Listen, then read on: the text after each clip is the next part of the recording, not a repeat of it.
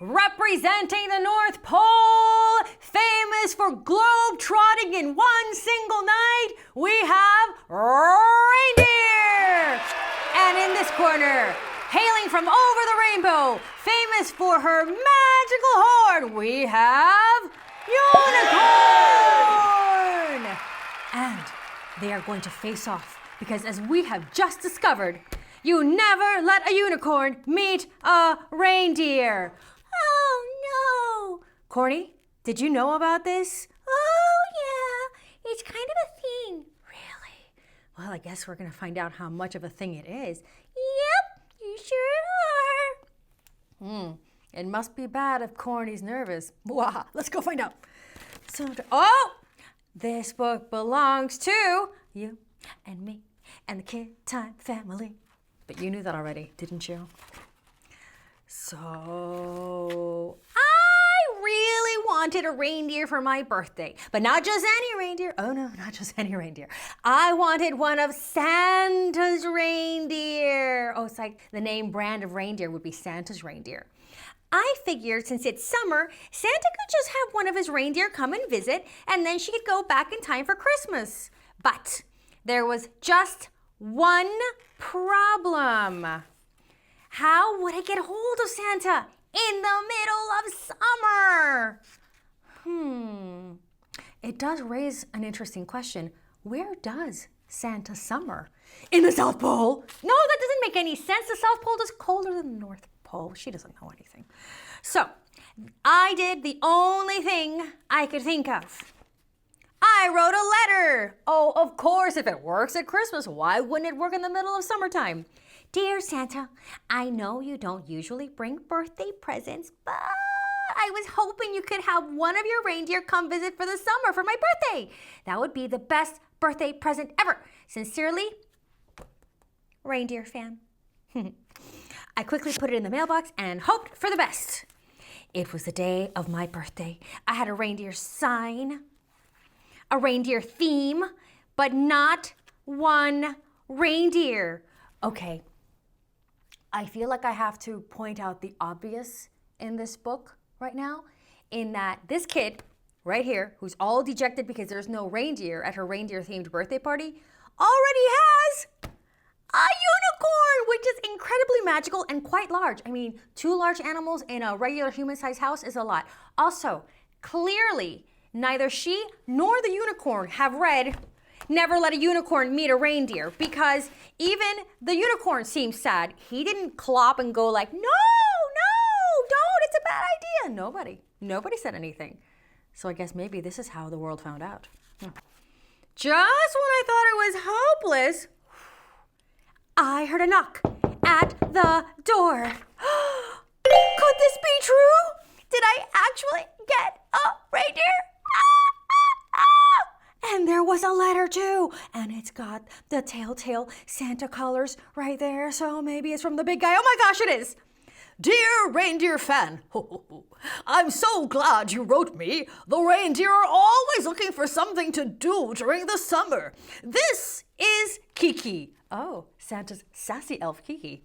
She likes to eat carrots and listen to Christmas songs, but please, whatever you do, don't let her meet any unicorns. Sincerely, Santa. Why would Santa say such a thing? Unicorns get along with every animal. Maybe he didn't mean my unicorn. Maybe he meant wild unicorns. Yeah, that must be it. Within seconds, my unicorn came rushing down the hall and was face to face with Kiki. I was hoping they would be the best of friends. Unfortunately, I was so wrong. Look at those faces.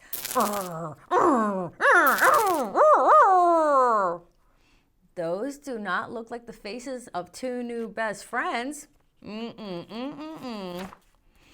Turns out these 2 were very competitive. On the first day, it started with whose horns were better. Oh, wow, we're getting a full display here. It looks like Kiki is this one. So it looks like her unicorn is doing a whole Crayola crayon spray display situation. And then this one here is suddenly like Matisse and is a painter of surreal paintings with all those horns, which is actually pretty clever. The next week, they tried to see who could fly better. Oh, that's a tough one too. I mean, they're both kind of famous for that. Not long after that, they compared their donut stacking skills. This went on all the way until December. Oh, well, that is a long time since summer. It was driving me bananas. Then I heard an envelope fly under the door.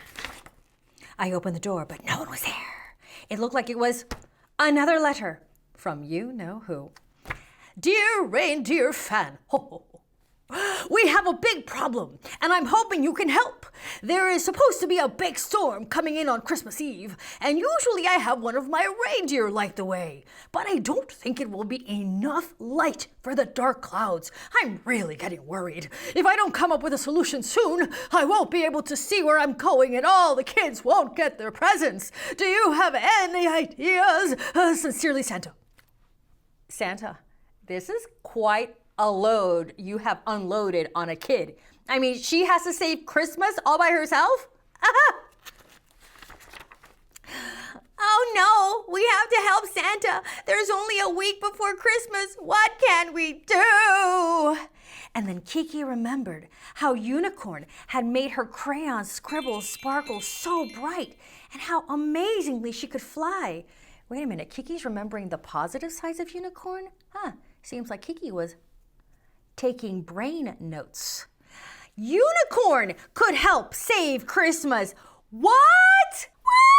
What? This is not how I hoped this was going. Wait, this is not what I expected either. Please continue. Only continue if it's gonna get really bad, okay? I don't know how it's gonna go yet. Let's see what happens. Kiki told Unicorn that she thought her sparkling scribbles could light the way and create a path for Santa. She hoped that Unicorn would come back to the North Pole with her, and who says no to an offer like that? So Unicorn loved the idea, and the two of them quickly flew off into the night. Ling, ling, ling, ling, ling, ling, ling, ling, ling. Bye, bye. A week had passed, and I couldn't wait to wake up on Christmas morning.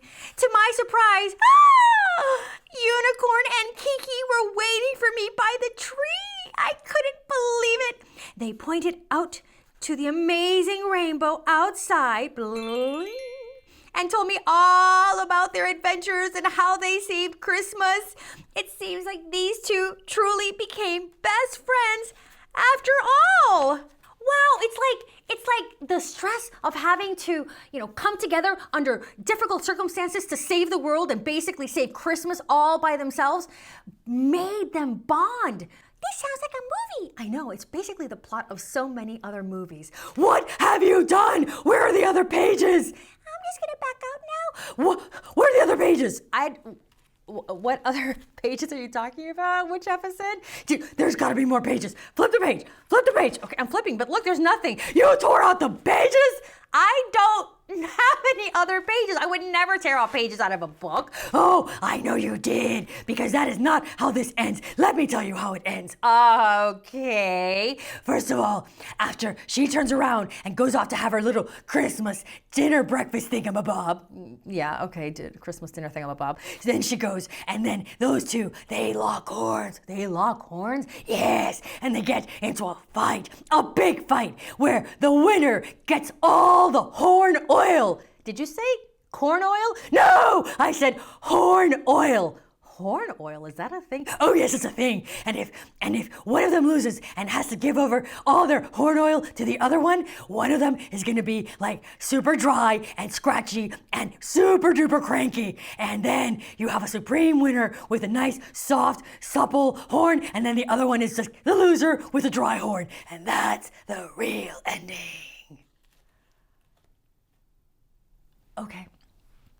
I think that if we've learned anything, I think we learned more than one thing. We learned that you should beware when you introduce a unicorn and a reindeer. We have learned that unicorns and reindeer need corn oil to stay moist.